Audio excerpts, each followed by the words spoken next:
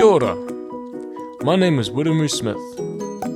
I am one of the 4 members of Group 1 in the class Financial Decision Making. The other members of the group include Sade, Abigail, and Sasha. And today I will be narrating the video presentation on their behalves.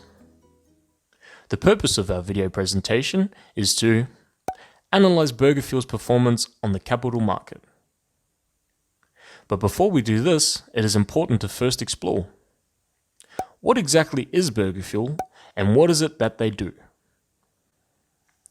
Burger Fuel was founded in 1995 by the Burger Master himself, Chris Mason. The now global fast food franchise was built on a simple premise: to provide the ultimate experience in gourmet burgers, incorporating delicious, fresh, natural ingredients in an atmosphere as charged as the food. As we have already confirmed, Burger Fuel mainly sells burgers, although they also sell a range of sides and beverages to complement them. The first Burger Fuel was opened in Ponsonby in 1995, with their concept store that fascinated locals, with people from all across Auckland flocking to this homegrown curiosity.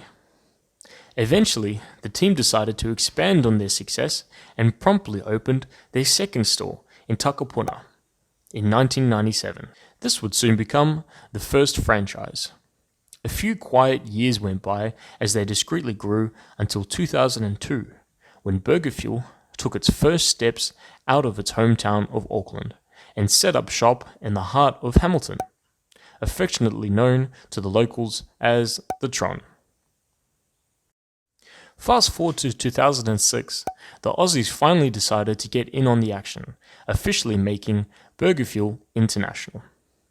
The following year, Burger Fuel decided to let Kiwis in on the action as well, and successfully launched on the New Zealand Alternative Stock Exchange in 2007.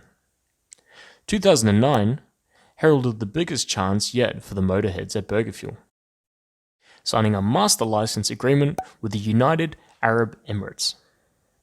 That allowed them to open their doors with their first location outside the South Pacific, with Alcobar. The once tiny New Zealand company now boasts 87 locations across the globe, from Ponsonby all the way to Abu Dhabi.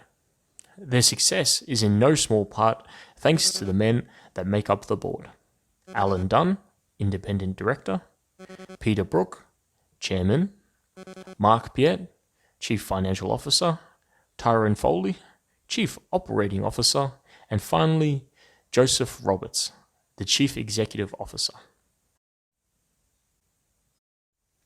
In this section of the presentation, we will be explaining how the capital market works. But before we do that, it is important to first understand the terms: stock, equity, shares, and financial securities, which in this case can all be used interchangeably. Having an understanding of stock and how it works is imperative in understanding how capital markets work. According to Economic Times, the definition for stock is as follows: stock, also known as equity, is a security that represents the ownership of a fraction of a corporation. This entitles the owner of the stock to a proportion of the corporation's assets and profits, equal to how much stock they own. Units of stock are called shares.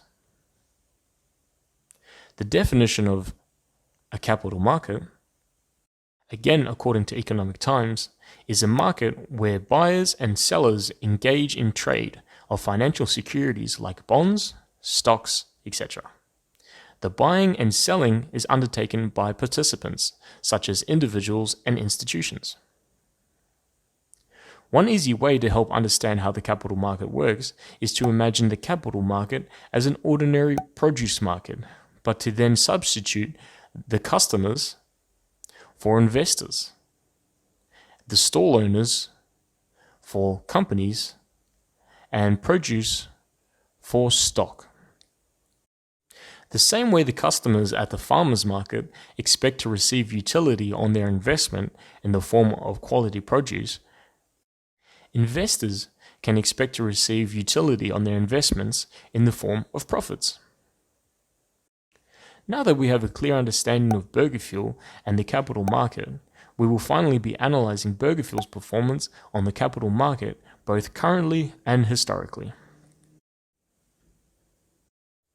The next slides will depict the performance and share prices of Burger Fuel Group, Ltd, over the past 5 years and since first listing on the NZX. Figure 1 displays Burger Fuel's share prices over the past 5 years. As of the 25th of September 2020, share prices were 38 cents, compared to 5 years ago where share prices were $2.71.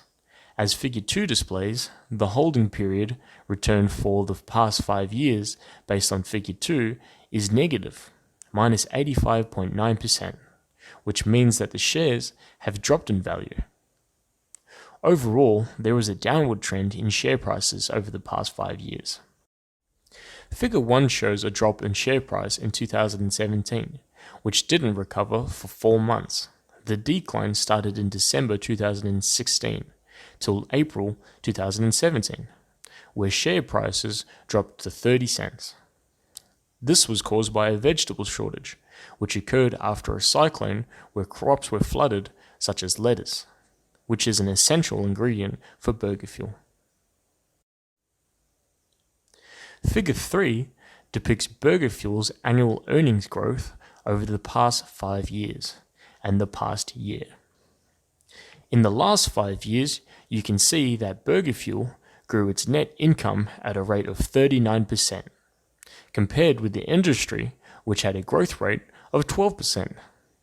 This high earnings growth may be partly due to the fact that Burger Fuel does not pay dividends, instead reinvests its profits into the Burger Fuel Group. Return on equity for Burger Fuel is 4.5%, as the net profit is $505,000 and shareholders' average equity is $11 million. Figure 4 depicts Burger Fuel Group Ltd's share price since first listed on the NZX. Burger Fuel first listed their IPO on the 27th of July 2007 for $1. If shares were bought on this day, the total return is negative, minus 62%, as current share prices are 38 cents. Figure 4 also displays the highest share price since listing on the NZX of $3.59, which it has not been able to reach again since. We can see from Figure 3 a drop in share prices to a low of 25 cents. On the 19th of March, compared to 2 weeks earlier, where shares were 46 cents. This decline is due to the global pandemic of COVID-19, when it first spread to New Zealand. Cases of COVID-19 rose to 28 in total that day, and NZ closed its borders, which explains why share prices dropped specifically that day. For 6 days after, the share price stayed between 25 cents and 28 cents, which was likely caused by the announcement that New Zealand would go into a nationwide lockdown. After analysing the data displayed in the previous slides, it is sufficient to say that Burger Fuel Group have not performed on the capital market as well as they might have hoped. But also important to note that BFG had a net income growth far exceeding the market average. This statistic in particular helps us to understand that the share price does not indicate their success as a business, but rather their popularity as a public company on the capital market. We're very glad you could join us today, and we hope you have learned something in the process. Thank you so much for your time. Ka kite anō.